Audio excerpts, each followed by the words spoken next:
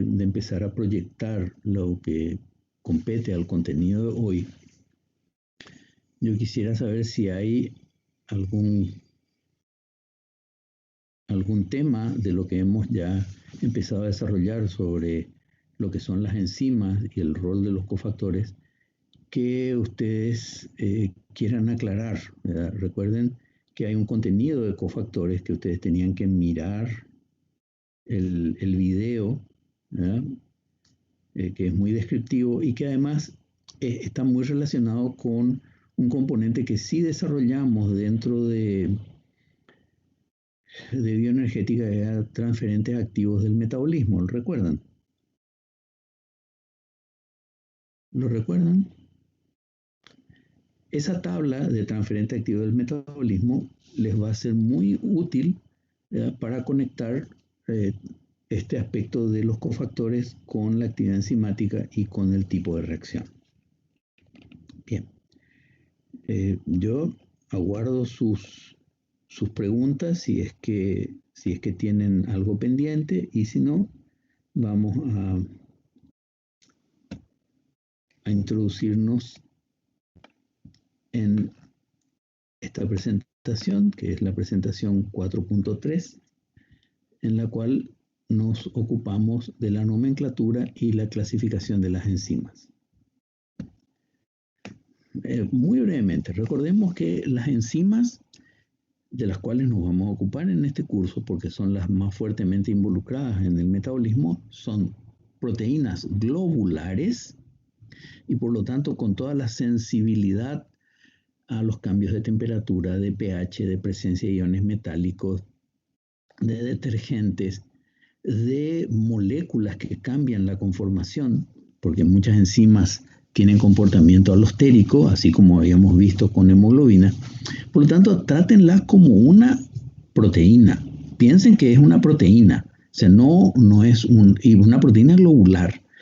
Muchas de las enzimas, con los residuos de aminoácidos que su estructura proteica les da, tienen suficiente como para fijar la molécula que va a ser transformada. ¿Cómo se llama esa molécula que va a ser transformada en una reacción enzimática? ¿Me pueden recordar? ¿Perdón? Sustrato.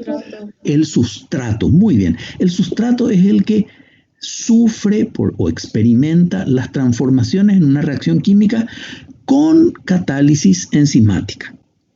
Bien. Pero hay veces en que la proteína no es suficiente para lograr esa acción. ¿Y qué necesita? ¿Qué más necesita? Un cofactor. Y ese cofactor se clasifica o puede ser de dos grandes tipos. Puede ser un ion metálico o puede ser, ¿qué otra cosa? Una molécula orgánica a la que llamamos coenzima. Coenzima. Y la mayoría de las coenzimas derivan de ¿qué cosa? ¿De qué moléculas? De vitaminas. De vitaminas, de la mayoría de vitaminas hidrosolubles. ¿Ve? Entonces, aquí ya hay una conexión muy importante que ustedes como futuros médicos tienen que manejar. Y bueno, mismo para cuidar su salud, que es el consumo de fuentes con los alimentos de vitaminas, porque muchas de esas vitaminas van a cumplir un rol fundamental en la catálisis de las reacciones enzimáticas. ¿Ya? Bien. Entonces, hecha esta rápida aclaración, vamos a la nomenclatura de las enzimas. Como recordarán, Sumner fue el primero que aísla una enzima, pero el concepto de fermento ya estaba presente entre la gente que hacía ciencia en siglos pasados, y se iban descubriendo actividades catalíticas. O sea, siempre se descubrió primero la actividad, porque la actividad biológica es más evidente, y luego se lograba aislar la enzima. La enzima es una entidad, es una molécula, pero la actividad enzimática es lo que esa molécula hace. Y las primeras enzimas se iban nombrando en función de la actividad. por ejemplo, decimos, esto es una hidrolasa, porque hidroliza. O por el sustrato, esto es una amilasa, porque degrada el almidón. Lo que pasa es que a medida que la gente trabajaba, y tampoco piensen que estamos hablando del siglo XIX sobre todo, tampoco tenían los medios de comunicación de ahora. Y era posible que más de un investigador estuviera trabajando exactamente en lo mismo y no tenía conexión. Y eso dio lugar a que haya superposiciones. Por ejemplo, dos investigadores aislaban o reconocían la misma actividad enzimática, pero por procedimientos distintos, entonces decían que eran enzimas distintas, o errores de identificación. Y esto llevó a que haya que sistematizar la manera de nombrar y clasificar las enzimas.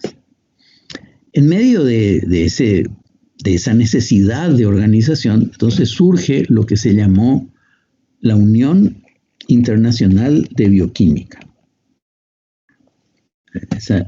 Esta organización, IUB, ahora mismo se denomina IUVMB, que es Unión Internacional de Biología Molecular y Bioquímica, o Bioquímica y Biología Molecular.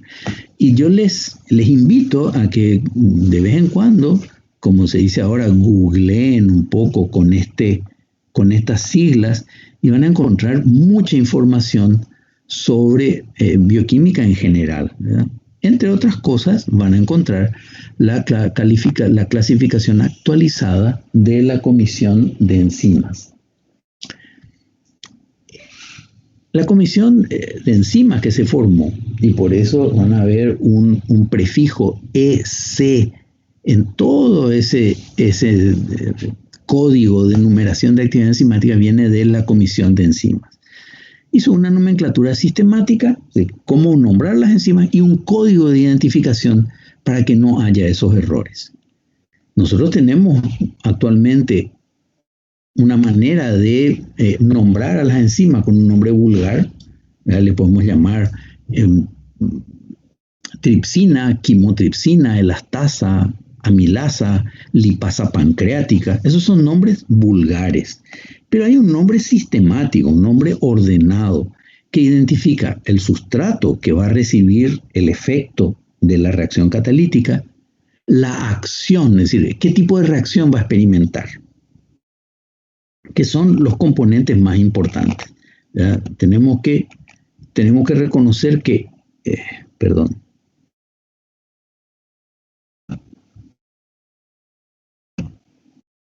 tenemos que reconocer que lo más importante es qué molécula es modificada y qué le pasa a esa molécula. En muchas reacciones tendremos un sustrato dador, es el que cede algo, un sustrato aceptor que lo recibe, y esto se va a ver en las reacciones bisustrato. Me anticipo a decirles que hay muchas reacciones que son monosustrato, es decir, que no necesitamos más de uno. Y finalmente la reacción. Esto es muy importante. ¿Qué cataliza esa enzima?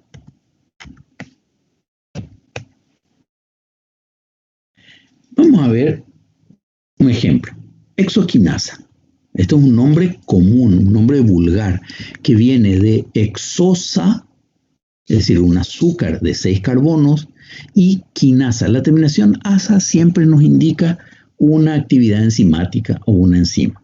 Una actividad enzimática siempre termina en asa. Y lo de quinasa viene del griego kiné, es movimiento, porque son enzimas que transfieren grupo fosforilo, transfieren fosfato. ¿Cuál es el nombre sistemático de esta enzima? ATP, sustrato dador, exosa, sustrato receptor, reacción fosfotransferasa, es decir, transferencia de un grupo fosfato. Dador o donador, receptor o aceptor, grupo transferido y acción realizada. Y todo este conjunto de la nomenclatura se traduce en un código, en un número sistemático que es EC. Recuerden, esto es Enzyme Commission, Comisión de Enzimas, clase 2, O grupo 2, subgrupo 7, subgrupo 1, sustrato 1. ¿Verdad?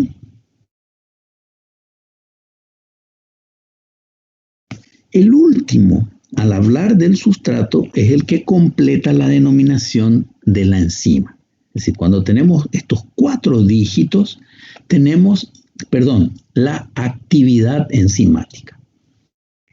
Ocurre que la mayoría de las actividades enzimáticas residen en una sola molécula. ¿Cómo llamamos a esa molécula entonces? ¿Cómo llamamos a la molécula que porta una actividad enzimática? A ver, no se compliquen, es muy fácil. Enzima. Enzima. Y vamos a darle un puntito más. Enzima monofuncional, ¿verdad? La enzima cataliza una sola reacción. Y si tenemos 2 o más actividades enzimáticas en una molécula proteica, ¿cómo le llamamos a esa molécula? Multifuncional, enzima multifuncional. Muy bien, enzima multifuncional. Genial. Entonces vamos ahora a la clasificación de las enzimas y esta es la clasificación oficial, que es la que vamos a manejar nosotros. Está compuesta por 6 grupos asignados por la Comisión de Enzimas. Las oxidorreductasas, grupo 2 transferasas, grupo 3 hidrolasas, grupo 4 liasas, grupo 5 isomerasas, grupo 6 ligasas y el grupo de más reciente incorporación es el grupo 7 de las translocasas. Si se fijan en la mayoría de los textos, este grupo no aparece, pero si entran en esa página, en la página oficial de la Unión Internacional de Bioquímica y Biología Molecular, van a encontrar ahí actualizado este modo de clasificación. Estos son los grupos asignados por la Comisión de Enzimas. Y aquí los tenemos. S1, oxidorreductasas, son enzimas que catalizan reacciones de oxidación-reducción. Esto quiere decir, en esas reacciones hay transferencia de electrones, transferencia de oxígeno o transferencia de átomos de hidrógeno entre una sustancia y otra. Es decir, siempre tendrá que haber un dador y un receptor de electrones. O sea, el dador de electrones será el reductor y el aceptor de electrones será el oxidante. Aquí tenemos algunas reacciones típicas, por ejemplo, HAH, una molécula reducida, reacciona con B y se convierte en A, y ahora B quedó reducido como BH porque recibió el hidrógeno. O bien, una molécula como A, que incluso está oxidada, en el sentido de que no tiene hidrógeno, puede reaccionar con oxígeno y oxigenarse. Entonces, aquí tenemos el ejemplo de una deshidrogenación, por ejemplo, y aquí tenemos el ejemplo de una reacción catalizada por una oxigenasa. Este grupo, el grupo 1, es el grupo más numeroso de enzimas que se conoce en toda la naturaleza. A ver, ¿por qué les parece que este grupo es tan numeroso? ¿Por qué hay tantas enzimas con esta actividad? ¿Con qué se relacionan las reacciones de oxidación, sobre todo? ¿Con qué proceso que acabamos de ver en el capítulo anterior? Producir energía.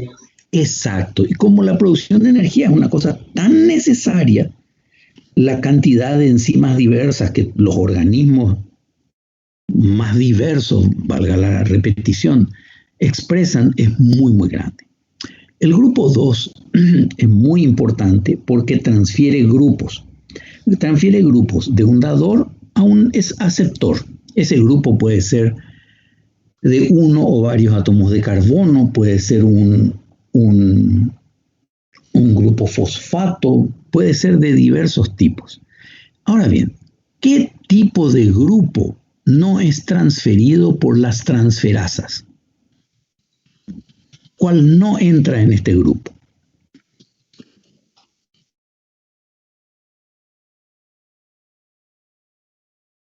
A ver, Fíjense, podemos transferir metilos, restos de ácido, grupos aminos, restos de fosfato, de hidrato de carbono, pero ¿qué no se transfiere por parte de las enzimas del grupo 2?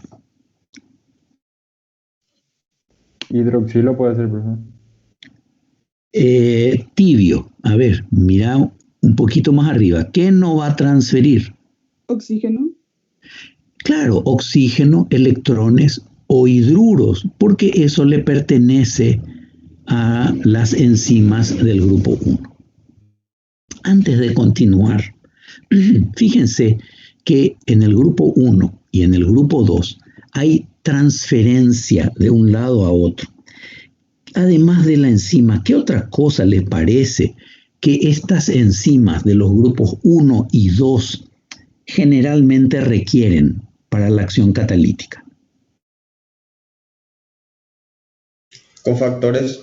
Muy bien, requieren cofactores, porque si eso que se transfiere sale de la enzima podría funcionar en una sola reacción. Y sabemos que las enzimas catalizan varias veces la misma reacción. Por lo tanto, vamos a encontrar en S1 y en S2 la necesidad de cofactores. No quiere decir que solo en ellas, pero en estas dos clases siempre. El grupo 3 tiene a las hidrolasas. Son enzimas que catalizan la escisión, la ruptura de un enlace covalente mediante la introducción de una molécula pequeña, como por ejemplo agua. Por eso se van a dar dos productos a partir de un sustrato. Por ejemplo, de la molécula de sacarosa, por hidrólisis nos daría la sacarasa, una molécula de glucosa y una de fructosa. Entonces se vuelve más simple esta molécula AB, ¿verdad? Partiéndose. Aquí encontramos las lipasas, la amilasa, las enzimas que hidrolizan péptidos o proteínas. La clase 4 o grupo 4 incluye contiene a las liasas. Son enzimas que escinden enlaces covalentes, que pueden ser enlaces carbono-carbono, carbono-nitrógeno, carbono-oxígeno, carbono-azufre, pero de manera no hidrolítica. Esto significa sin introducir una molécula que sea la que rompa el enlace. Y por tanto no ocupa ese espacio. Aquí encontramos las enzimas que provocan descarboxilación. ¿Qué sería una reacción de descarboxilación? ¿Qué está pasando ahí? ¿Se quita una molécula de CO2? Se pierde una molécula de CO2. Muy bien. Por ejemplo, un aminoácido se descarboxila y se convierte en una amina. Pero también pueden catalizar la adición o eliminación de agua. Pero eso no quiere decir que sea una hidrólisis. ¿De acuerdo? Recuerden que la hidrólisis quiere decir romper con agua. Romper la molécula en algo más sencillo, y eso lo hacen las enzimas del grupo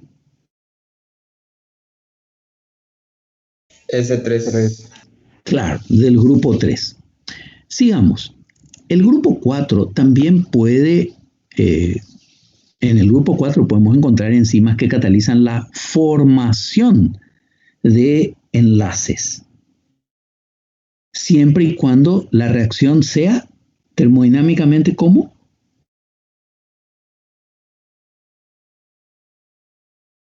Que la misma enzima... Claro, pero si la misma enzima cataliza la lisis de un enlace y su formación, quiere decir que la reacción es reversible. Excelente. Reversible. Fantástico. Bien, vamos a la clase 5, grupo 5, son las isomerasas. Estas catalizan diversos tipos de isomerización en la molécula, es decir, convertir un isómero en otro. Entonces, isomerasas, mutasas, racemasas son denominaciones que vamos a encontrar como ejemplos de enzimas de este grupo. Las enzimas del grupo 6 o S6 reciben el nombre de ligasas. Y estas son enzimas que catalizan la unión de dos moléculas para formar una molécula más compleja. Es decir, se estarían formando enlaces covalentes que pueden ser carbono-oxígeno, carbono-carbono, carbono-azufre, etc. Solo que la formación de estos enlaces requiere gasto de energía. Y estas reacciones catalizadas por las ligasas siempre están vinculadas a la hidrólisis de ATP, otra molécula muy rica en energía. Para que haya acción de una ligasa, entonces tenemos que consumir energía en forma de una molécula rica en energía como ATP, por ejemplo. Y aquí vemos un ejemplo.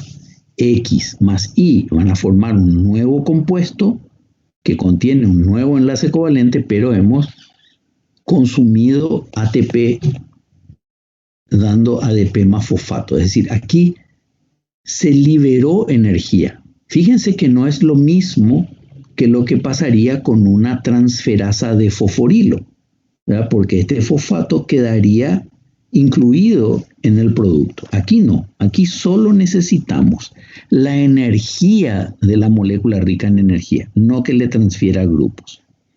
Y un ejemplo típico son las sintetasas. Finalmente, tenemos la clase 7 o grupo 7 de las translocasas, donde típicamente antes estaban las bombas, es decir, aquellas proteínas que catalizaban o que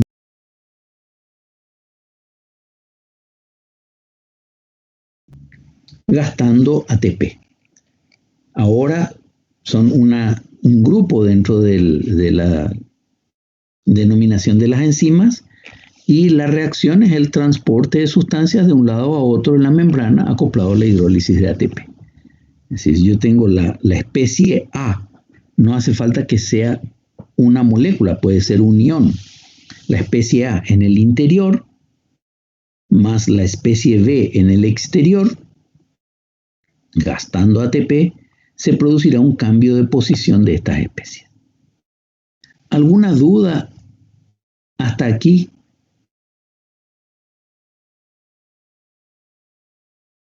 No, profe, todo claro. Ok, bien. Entonces ahora pasemos a hacer un análisis un poco más detallado de los distintos grupos. Empecemos obviamente por el más importante de todos en términos de la mayor participación en todos los organismos, que son las oxidorreductasas. Catalizan reacciones de oxidorreducción, donde ya sabemos que una especie reducida se oxida y una especie oxidada se reduce. A es el reductor y es el que actúa como dador de electrones y se va a oxidar perdiendo.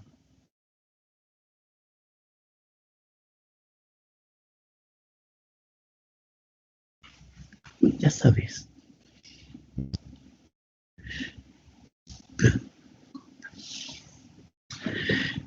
El reductor cede electrones y por lo tanto se oxida porque pierde electrones. En cambio, el oxidante acepta esos electrones y en ese proceso se reduce. O sea, ganar electrones es reducción. Ceder o perder electrones es oxidación. Pero ambos procesos se dan juntos. Cuando no participa oxígeno como oxidante, como aceptor de electrones, entonces decimos la reacción está catalizada por una o por unas deshidrogenasas. Si el oxígeno participa como aceptor, entonces podemos tener una oxigenasa, en este caso porque se incorporó oxígeno a la molécula de sustrato.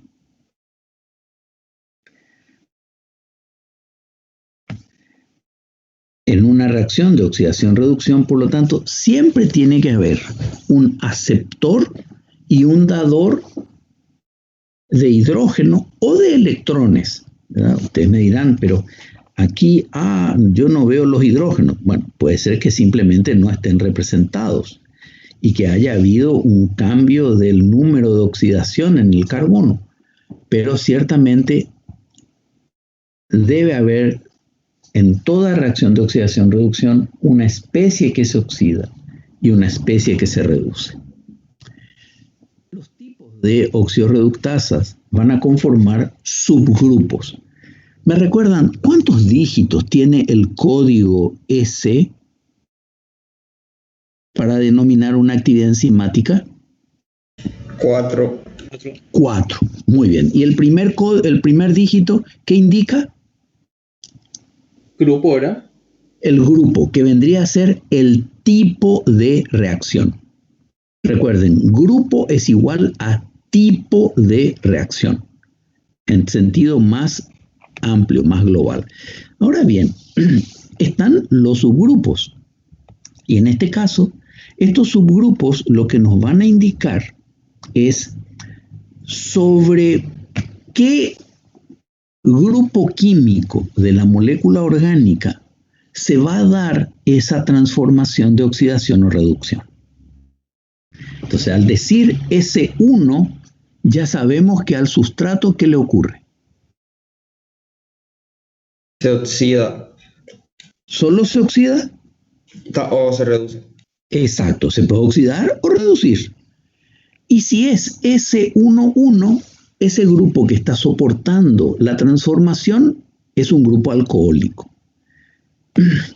Y ya me adelanto a ver que tenemos un tercer dígito que en este caso nos está indicando cuál es el aceptor. Si decimos el aceptor de electrones, ¿de qué clase de especie estamos hablando?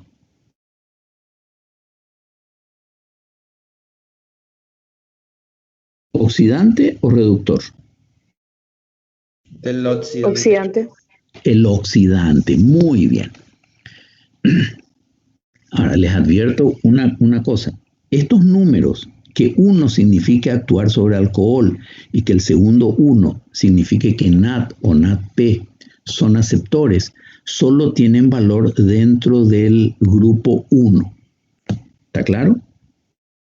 Fíjense, si tenemos S113, quiere decir que la enzima o la actividad enzimática cataliza una reacción redox sobre un grupo alcohólico, pero actuando con oxígeno como aceptor, como es el caso de glucosa oxidasa. Si fuera S12, entonces lo que tenemos es una reacción redox sobre grupo carbonilo, que puede ser una acetona o un aldehído.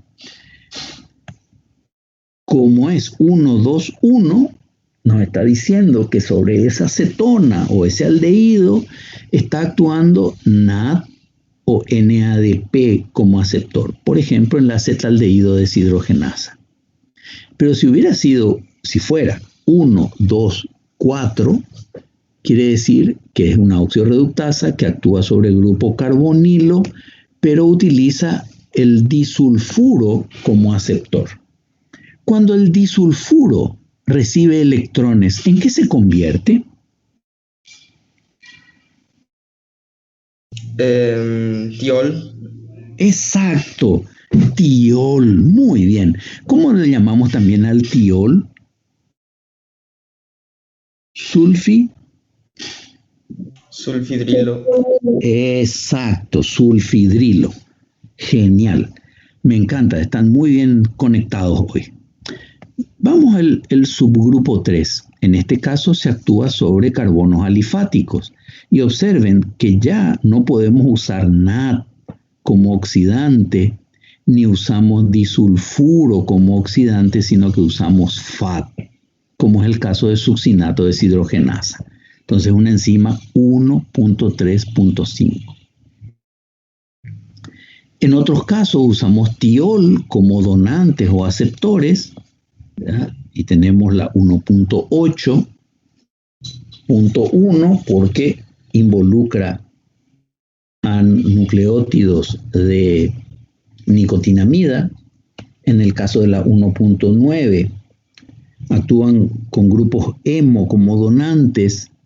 Por ejemplo, si es 193, el aceptor de electrones es el oxígeno, como en el caso de la citocromoxidasa de la cadena respiratoria.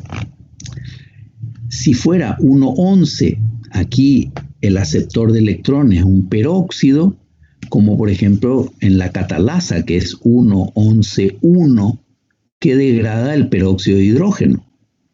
La 113 actúan con un donante simple con incorporación de oxígeno. Y aquí tenemos 113,11, las dioxigenasas, porque los dos átomos de oxígeno de la molécula se incorporan al sustrato carbonado, o la 113,12, en la que un átomo de oxígeno se incorpora al sustrato y el otro no. Entonces se denominan monooxigenasas. Y finalmente, en esta pequeña ejemplificación de subgrupos, hay muchísimos subgrupos más dentro del grupo 1. Aquí solo les estamos mostrando algunos como orientación. Tampoco ustedes se los tienen que aprender estrictamente de memoria, ¿no? Tenemos el 114, que es un subgrupo en el cual hay dos donantes para la incorporación de oxígeno o reducción de oxígeno. Si tenemos el sustrato que va a incorporar, tenemos el oxígeno y tenemos un sustrato auxiliar.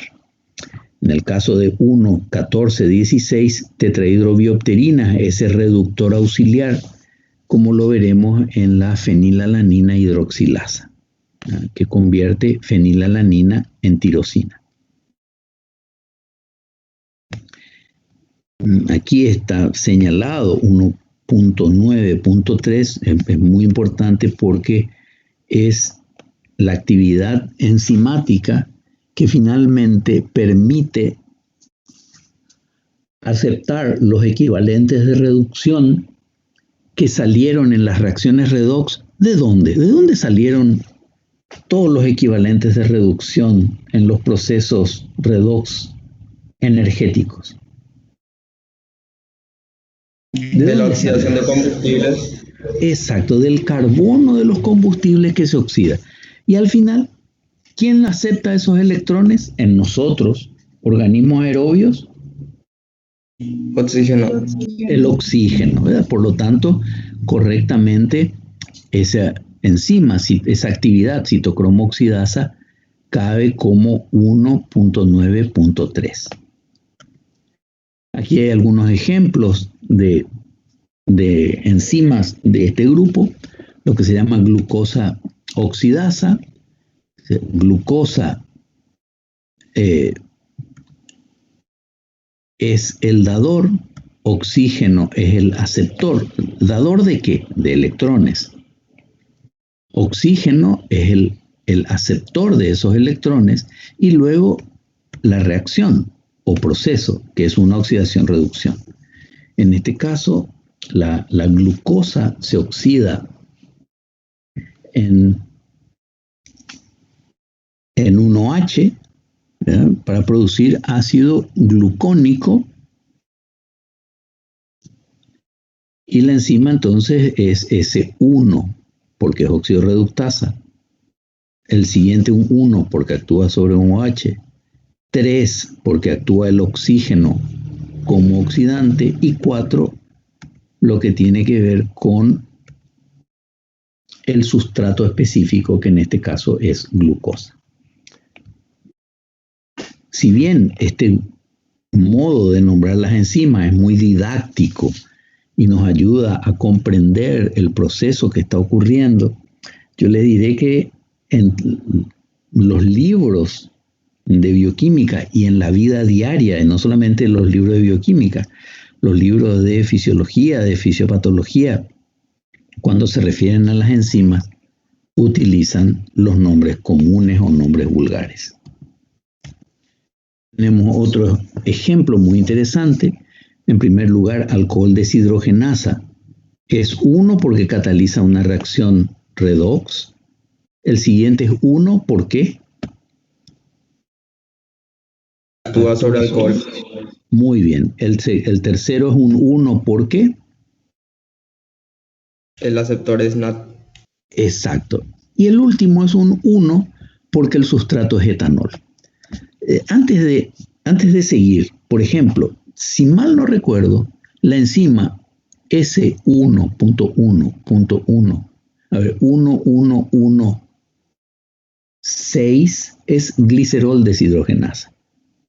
Es decir, ¿dónde está la diferencia? ¿En la reacción, en el cofactor o en el sustrato? En el sustrato sería. En el sustrato, por eso el último número es diferente. Y aquí tenemos otra reacción a continuación, donde altanol se deshidrogenó a acetaldehído y la enzima aldehído deshidrogenasa cataliza esta reacción. Ahora, ¿qué oxidamos? Ya no 1H, sino un carbonilo, por eso es 1.2. ¿Por qué vuelve a ser 1 el tercer dígito? Porque se usa como aceptor. Muy bien, NAT se utiliza como aceptor.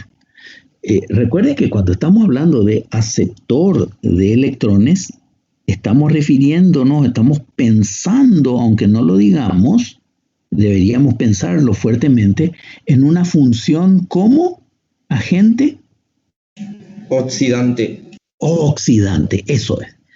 Si NAT es oxidante y esta reacción es reversible, NADH es Reductor.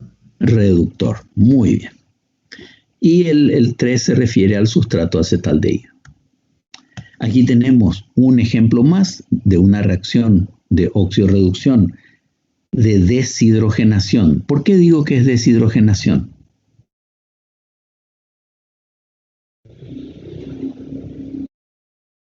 ¿Qué me permite decir? Se pierde el no, hidrógeno. Sí, pero ¿qué agente está ausente? El oxígeno. Brillante. No hay oxígeno como oxidante. Por lo tanto, es una deshidrogenación. ¿Quién es el agente oxidante aquí? ¿Cuál? En la reacción superior, NAD. Muy bien. Muy bien. La enzima se llama lactato deshidrogenasa y deshidrogena, oxida este carbono. Recuerden que es el carbono el que se oxida o se reduce en estas reacciones. El carbono se oxida pasando de alcohol secundario a cetona. Y NAD se reduce pasando a NADH más un protón. Como la reacción es reversible termodinámicamente, también puede convertir piruvato, que contiene un grupo cetónico, en lactato.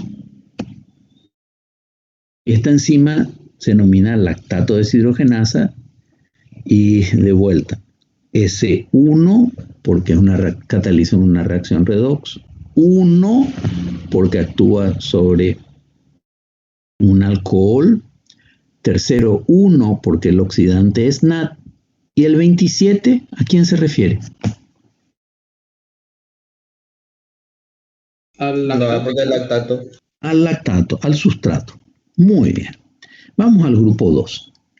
Aquí están las transferasas.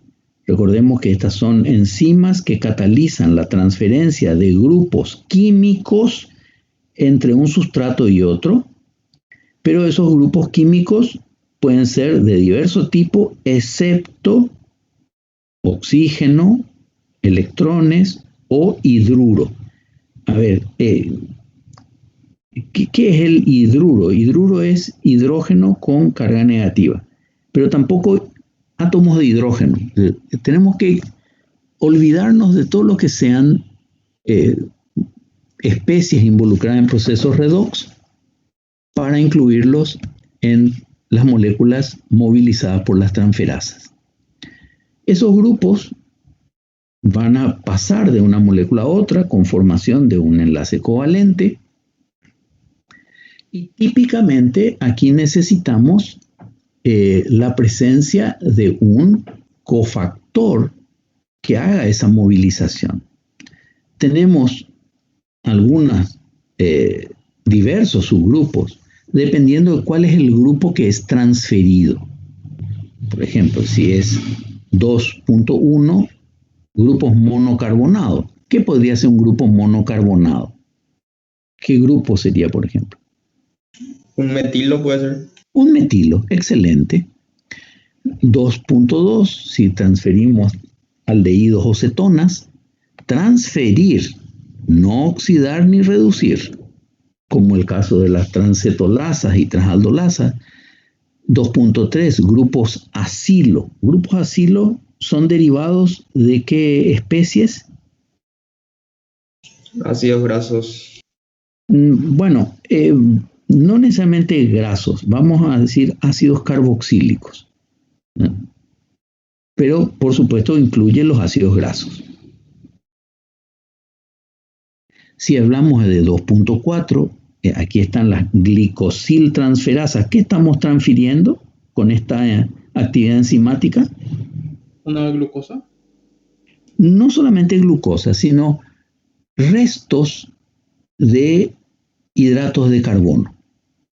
No hace falta que sea solo glucosa. Podría ser manosa, galactosa, ¿ya? Pero relacionado con hidratos de carbono. 2.5 transfiere cadenas alquílicas o arílicas, es decir, restos aromáticos. 2.6 grupos nitrogenados. Aquí hay una familia de enzimas que son las aminotransferasas, sumamente importantes en el metabolismo de aminoácidos.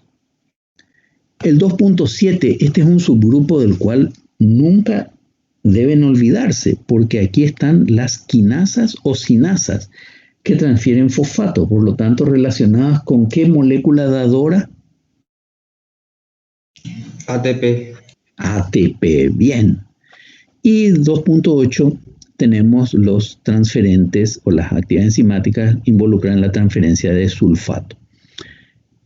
Estos son algunos grupos. Esta lista no es exhaustiva.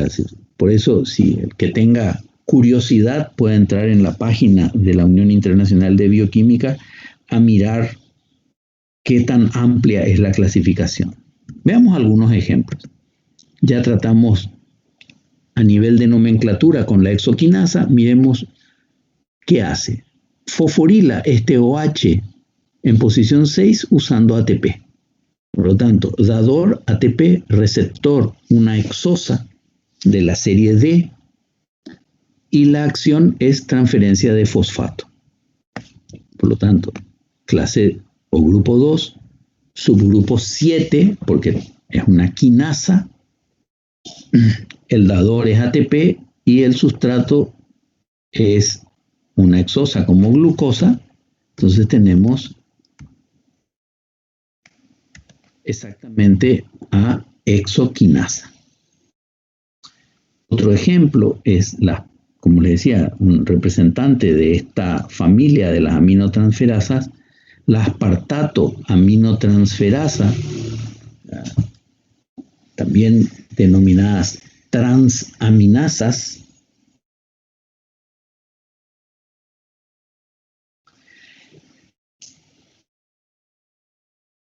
que van a transferir un grupo amino desde un aminoácido, que sería el dador, a un cetoácido, que actúa como aceptor. Aquí tenemos el grupo amino en alfa, que va a ser transferido, y aquí tengo el aceptor, que es un cetoácido. El aminoácido aspartato se quedó convertido en cetoácido, oxalacetato. Y el cetoácido alfa-cetoglutarato quedó convertido en aminoácido glutamato. En este caso, usamos un cofactor fosfato de piridoxal para poder completar la acción. Y la enzima es S2, porque es una transferencia, 6, transferencia de grupo amino, y estos corresponden a la denominación ya del dador específico y del sustrato. Transfiere amino, el sustrato son aspartato y alfa-cetoglutarato. Otro ejemplo de transferasa es la glucógeno-sintasa. Sería una glicosiltransferasa, por eso es S2.4.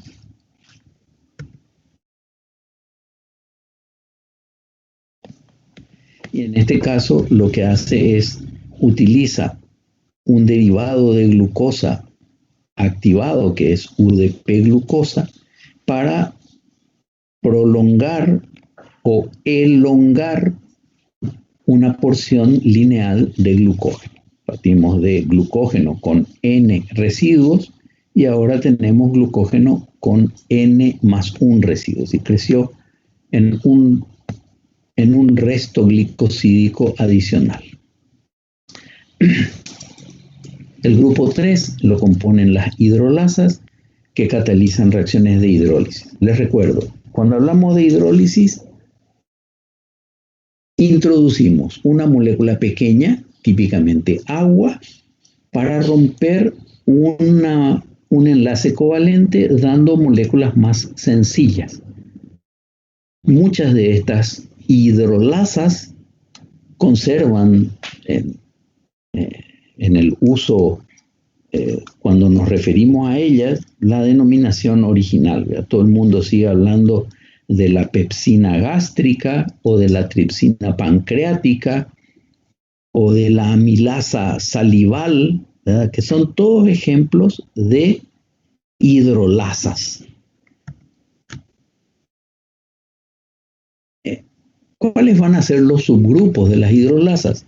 Y van a ser aquellos que permiten identificar el tipo de enlace o el tipo de grupo que es atacado en la reacción de hidrólisis. Si es una esterasa, se hidrolizan ésteres. Pueden ser ésteres carboxílicos producidos por ácidos orgánicos, ¿verdad?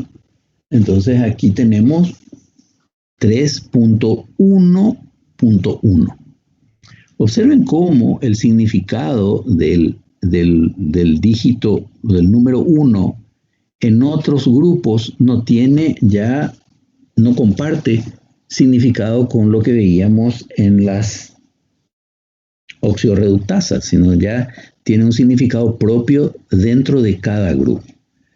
3.1.3 sería una actividad hidrolasa que hidroliza ésteres, pero ésteres fosfóricos, y reciben el nombre común de fosfatasas.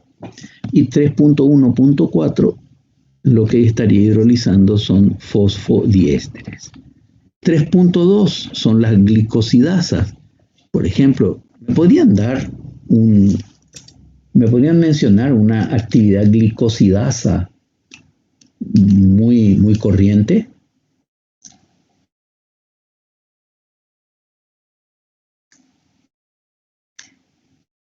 Del aparato digestivo.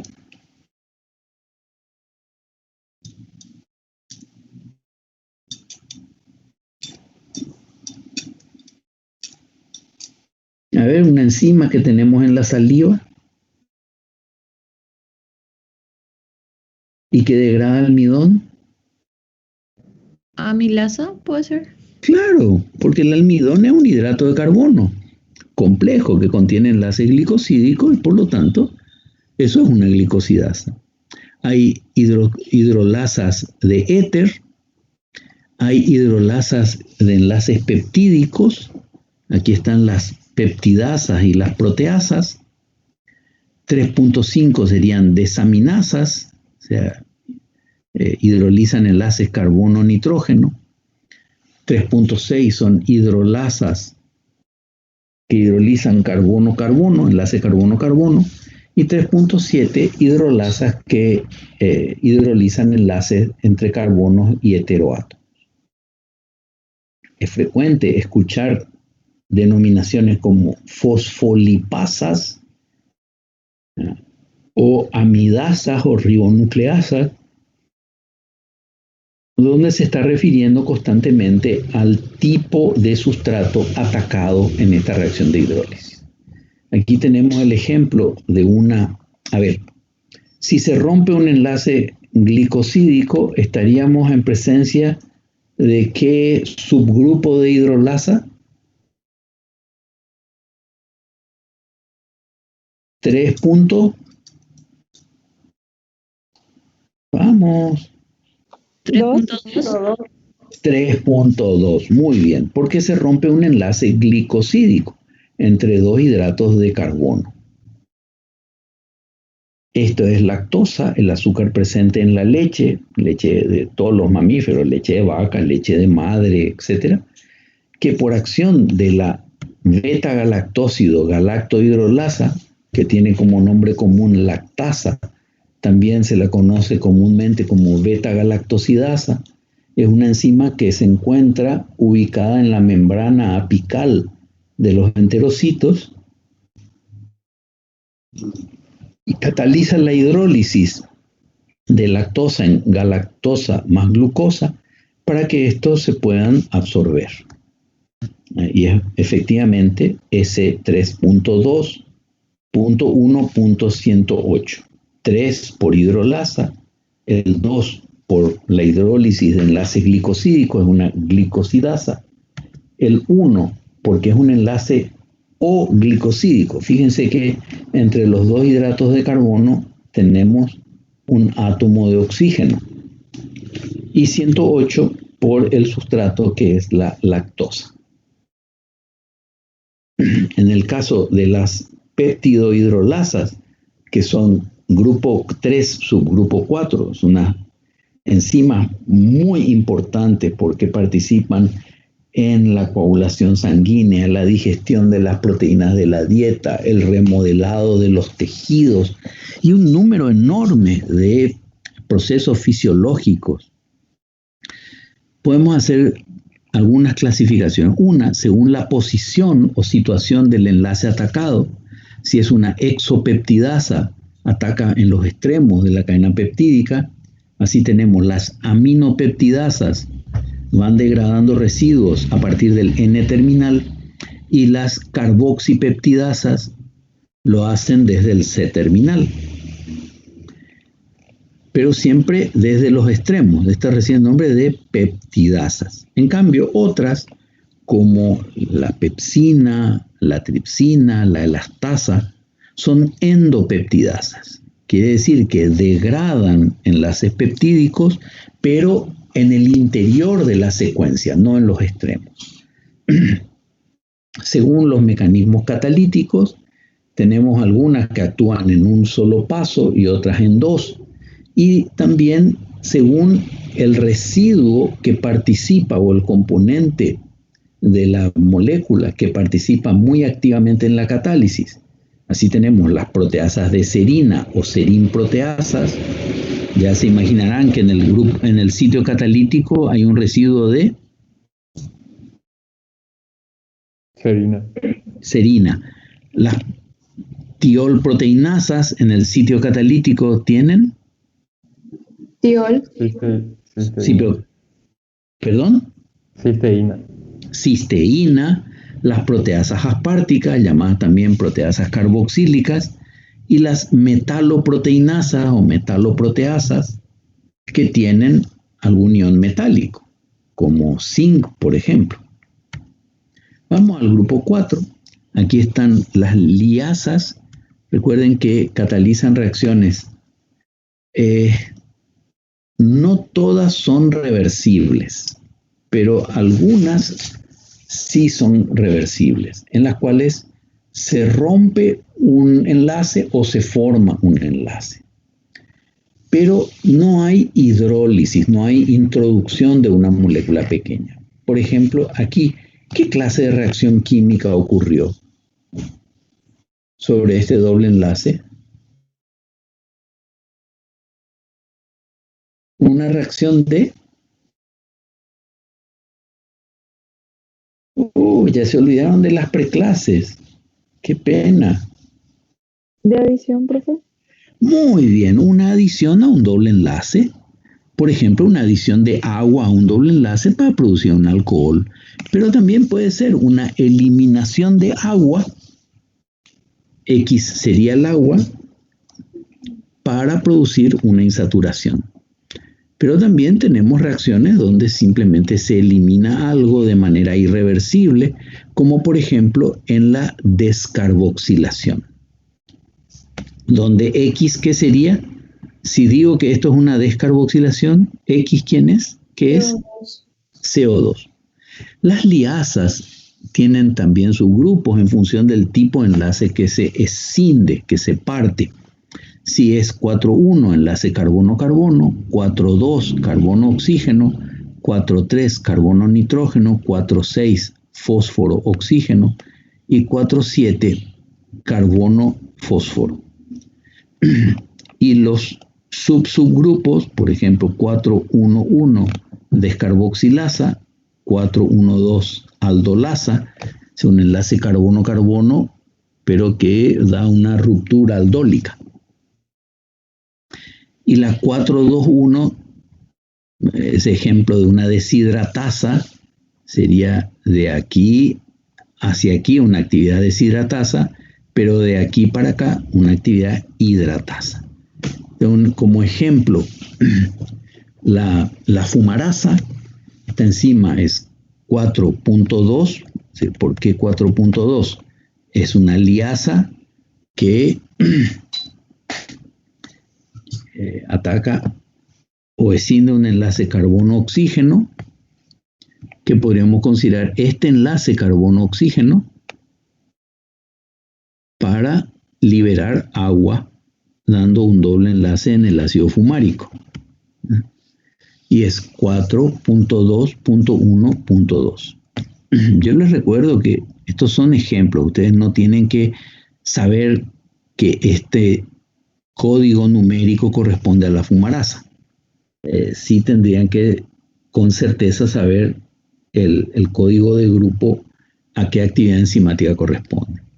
La anhidrasa carbónica, aquella enzima que transforma el CO2 disuelto en agua en ácido carbónico, también pertenece a esta misma clase y subclase,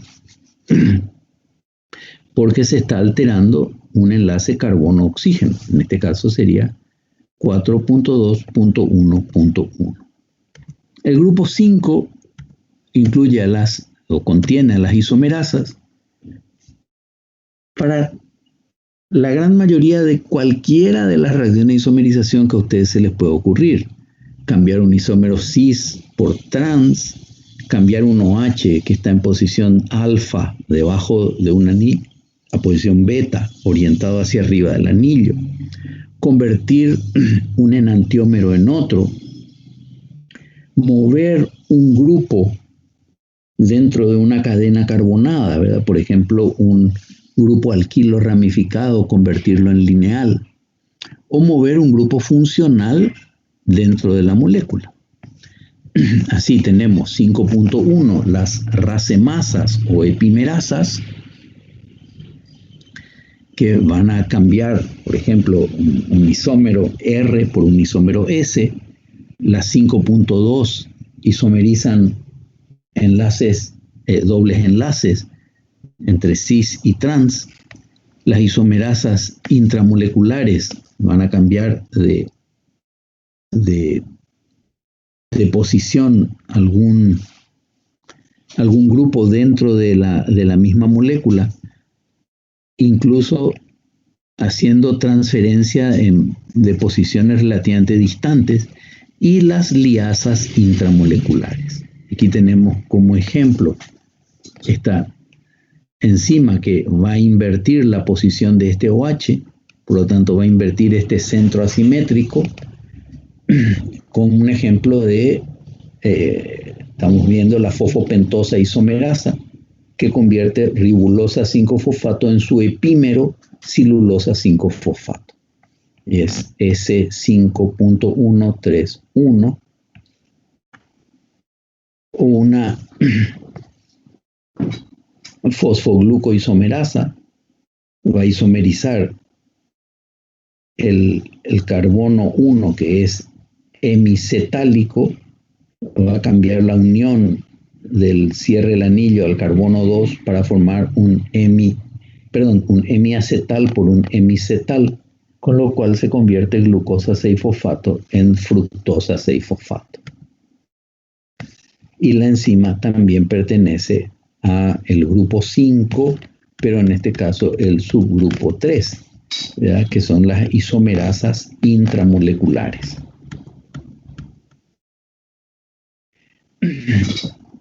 Las ligasas o el grupo 6 catalizan la formación de un enlace a expensas, es decir, gastando, consumiendo un enlace de alta energía.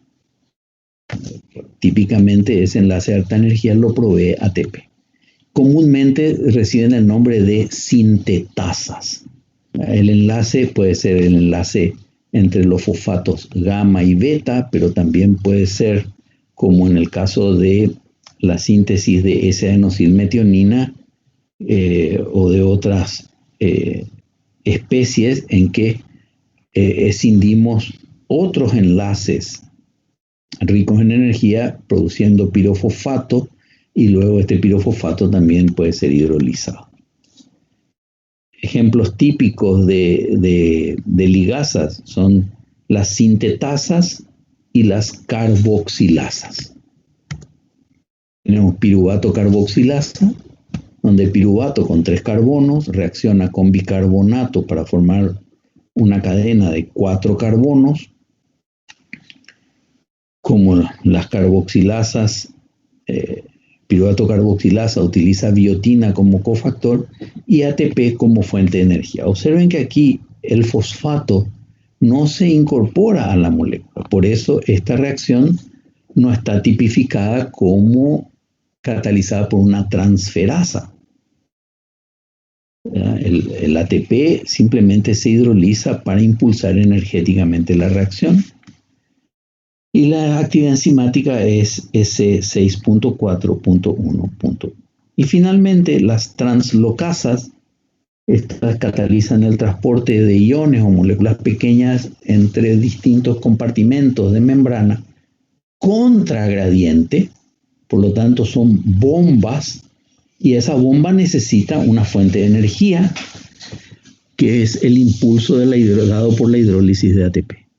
Aquí lo que hacemos es tomar la especie A del interior de la célula o del interior de un compartimento celular y mandarlo al exterior, y hacer lo inverso con la especie B. Del exterior introducirla en el interior concomitantemente, es decir, al mismo tiempo con la hidrólisis de ATP. Tenemos intercambiador de protones con potasio gastando ATP, que conocemos como S7.2.2.19,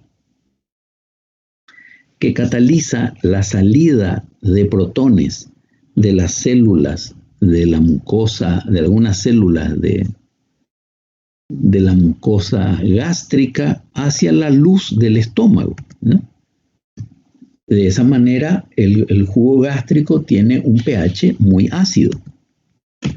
Tenemos 7.1 son las translocasas de protones, 7.2 translocasas de cationes inorgánicos, por ejemplo, sodio con potasio, 7.3 translocasa de iones inorgánicos, podemos traslocar fosfato, por ejemplo, translocasas de aminoácidos y dipéptidos. La translocasa de aniones inorgánicos es muy importante en la mitocondria porque hay que introducir fosfato para que se produzca la fosforilación del ADP. Translocasas de aminoácidos y péptidos al transporte a nivel intestinal, por ejemplo, es muy importante. O translocasas de carbohidratos y derivados, sobre todo de carbohidratos en bacterias, es muy importante. Y translocasas de otros compuestos, 7.6.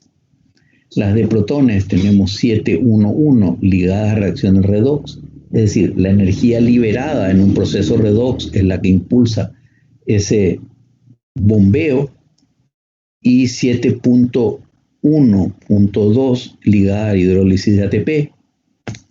Este mismo concepto para el tercer dígito o el subgrupo se mantiene en el subgrupo 2. y es más frecuente ver en los otros casos ligados a la hidrólisis de ATP. Un ejemplo de 711 es la citocromo-C oxidasa, que la reducción de oxígeno está asociada a un bombeo o transporte de protones contragradiente. Y aquí tenemos la muchas veces mencionada sodio-potasio ATPasa, que ahora ya la denominamos como una enzima de clase 7. Introduce, señor. La ATP sintasa está dentro de este grupo. A ver, ATP sintasa, ¿qué me dijiste? Sí, ATP sintasa. Sintasa, no es una translocasa. ¿Está? Ahí se está formando un enlace. No se está intercambiando fosfato de dentro a afuera. El que intercambia fosfato de dentro a afuera o que saca ATP y mete ADP, ahí sí hay translocasas. Pero si es una sintasa, no es una translocasa. ¿Estamos? Pero no te preocupes, ya estudiaremos eso más adelante. Yo quiero ir concluyendo esta parte de la sesión de hoy, indicando que en el espacio extracelular, ¿qué es lo que tenemos? Mucho sodio y dentro de la célula mucho potasio. Entonces, ¿qué es difícil? Sacar sodio e introducir potasio, porque se está yendo contra gradiente. En consecuencia, necesitamos gastar ATP. Por lo tanto, aquí tenemos un claro ejemplo de una translocasa, sería intercambiadora de cationes inorgánicos ligada a la hidrólisis de ATP, es decir, una 7.2.2. Y el 13 se refiere concretamente a que es la sodio-potasio ATPasa, que cataliza este proceso. Saca 3 iones sodio del interior a cambio de introducir 2 iones potasio del exterior. Bien, de esta manera termina la presentación. Por mi parte es todo. Si tienen alguna consulta, la pueden hacer.